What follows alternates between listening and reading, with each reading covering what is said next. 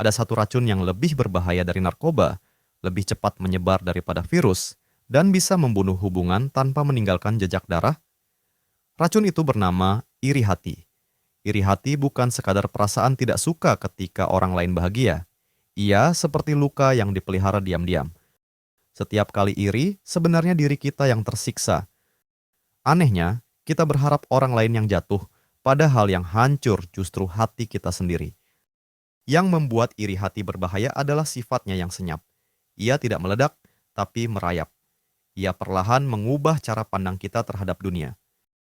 Pencapaian orang lain jadi terasa mengancam, senyum orang lain terdengar seperti ejekan, dan keberhasilan orang lain seakan menertawakan kegagalan kita. Bayangkan sebuah masyarakat yang dipenuhi orang-orang iri. Tak ada lagi ruang untuk saling mendorong. Semua hanya saling menunggu jatuh. Bukankah itu sudah sering kita lihat hari ini? Orang tidak lagi fokus membangun dirinya, tapi sibuk menunggu kegagalan orang lain. Secara psikologis, iri hati muncul dari kebiasaan membandingkan. Kita suka menaruh diri di cermin yang salah, membandingkan awal perjalanan hidup kita dengan titik puncak orang lain. Akhirnya, kita merasa kalah, kecil, dan tidak berharga. Padahal perasaan itu tidak pernah membawa kita kemana-mana selain ke rasa frustrasi. Iri hati juga melahirkan topeng. Orang yang iri akan tampak ramah di depan, tapi menebar racun di belakang. Dari sinilah lahir fitnah, gosip, bahkan niat menjatuhkan orang lain. Bukan karena orang itu jahat sejak awal, tapi karena racun iri hati sudah mengubah jiwanya. Jujurlah sebentar, setiap orang pasti pernah iri. Bedanya, apakah kita biarkan racun itu tumbuh atau kita kendalikan? Jika dibiarkan, iri hati menjadi candu, ia membuat kita terus mencari alasan untuk membenci. Tapi jika dikendalikan, ia bisa berubah menjadi alarm. Tanda bahwa ada sesuatu yang sebenarnya kita inginkan, tapi belum kita perjuangkan.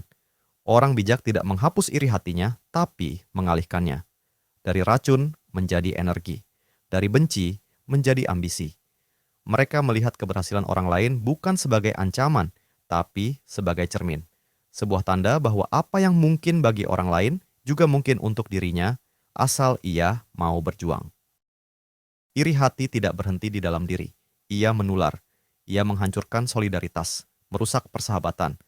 Bahkan bisa membuat sebuah bangsa terjebak dalam budaya saling menjatuhkan. Karena selama iri lebih kuat daripada kagum, kita tidak akan pernah bisa maju bersama. Lalu bagaimana cara menyembuhkannya? Bukan dengan pura-pura suci, tapi dengan keberanian untuk mengakui, ya, aku iri. Setelah itu, tanyakan, apa yang bisa kulakukan agar aku tidak hanya menjadi penonton, tapi juga pemain dalam hidupku sendiri? Dengan begitu, iri hati berhenti jadi racun dan berubah jadi bahan bakar untuk melangkah lebih jauh. Ingat, iri hati selalu membuat pandangan kita sibuk keluar, padahal kebahagiaan hanya bisa tumbuh dari dalam. Setiap kali iri itu muncul, jangan biarkan ia meracuni hidupmu. Jadikan ia pengingat bahwa waktumu terlalu berharga untuk dihabiskan dengan menunggu orang lain gagal. Hidupmu pantas dijalani dengan tenang, bukan dengan hati yang terus terbakar oleh iri.